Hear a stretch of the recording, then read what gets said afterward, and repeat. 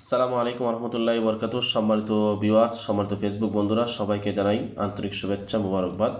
বরাবরের মতন আবারও চলে আসলাম একটি সামাজিক এবং প্রাকৃতিক সৌন্দর্য নিয়ে আজকে আপনাদের সামনে কথা বলবো। তো এই মুহূর্তে যেখানে আমি দাঁড়িয়ে আপনাদেরকে ভিডিওটি দেখাচ্ছি, এটা হচ্ছে উত্তর নরপতি বায়াত আল জামে মসজিদের সম্মানিত প্রতিষ্ঠাতা জনাব আব্বাস উদ্দিন ভাই, দুবাই প্রবাসী। তো ভাইয়ের তৈরি করা আজকের এই বাগান থেকে আমি আপনাদেরকে সরাসরি দেখানোর জন্য আপনাদের সাথে সংযুক্ত হয়েছি এবং আপনারা জেনে খুব খুশি হবেন। এই বাগানটা অত্যন্ত সুন্দর এবং এখানে বিভিন্ন ধরনের ভ্যারাইটিস আপনার ফলের গাছ আছে, উন্নত মানের ফলের গাছ আছে। বিশেষ করে এখানে আপনার সবচাইতে সৌন্দর্য যে কিছু লিচু গাছ আছে, খুব সুন্দর লিচু গাছগুলা। আপনারা যদি সরাসরি দেখেন তো খুবই ভালো লাগবে। তাছাড়া আরও কমলা গাছ আছে এবং আপনার বিভিন্ন ধরনের পেয়ারা গাছ আছে এবং সবচাইতে সুন্দর হচ্ছে বিভিন্ন ধরনের আম গাছ, বিভিন্ন প্রকার আম গাছ আছে। মোটামুটি সব ধরনের আপনার আমড়া গাছ সহ, লেবু গাছ সহ এবং কামরাঙ্গা গাছ এবং চালতা গাছ, আরও অনেক প্রকার গাছ আছে। যাই হোক, অসংখ্য ধন্যবাদ জানাচ্ছি আমার ভাইকে যে এরকম একটা বাগান তৈরির জন্য।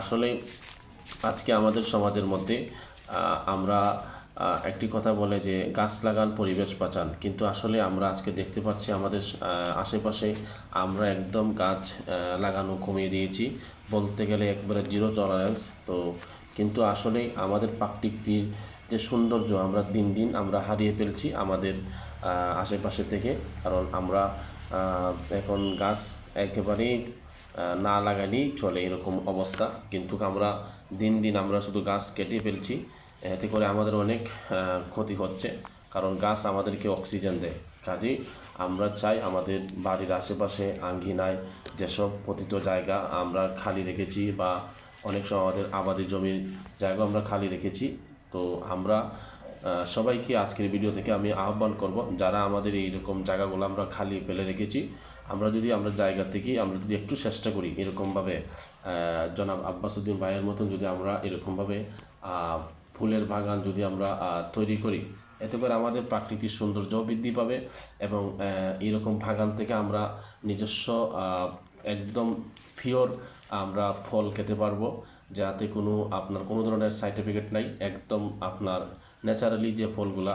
তো আসলে আমরা যারা আমাদের আজকের ভিডিওটি দেখবেন সবাইকে আমাদের জায়গা থেকে আমরা বলবো আপনারা একটু চেষ্টা করবেন আপনাদের বাড়ির আশেপাশে আঙ্গিনাতে এরকমভাবে বিভিন্ন ধরনের ফলের গাছ রোপণ করে প্রাকৃতিক সৌন্দর্য জন্য এবং নিচের একটা চাহিদাও আপনার পূরণ হবে।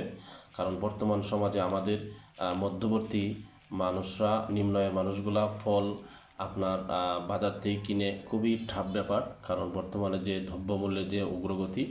তো সবাইকে বলবো আমরা যদি চেষ্টা করি অবশ্যই আমরা এরকমভাবে ফলের বাগান আমরা তৈরি করতে পারবো।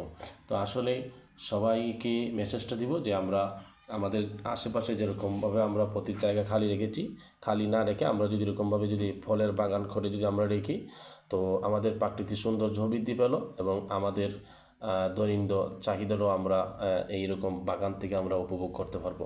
তো সবাই ভালো থাকেন, সুস্থ থাকেন, আমার জন্য দোয়া করবেন। আল্লাহ হাফেজ। আসসালামু আলাইকুম ওয়া রাহমাতুল্লাহি ওয়া বারাকাতুহু।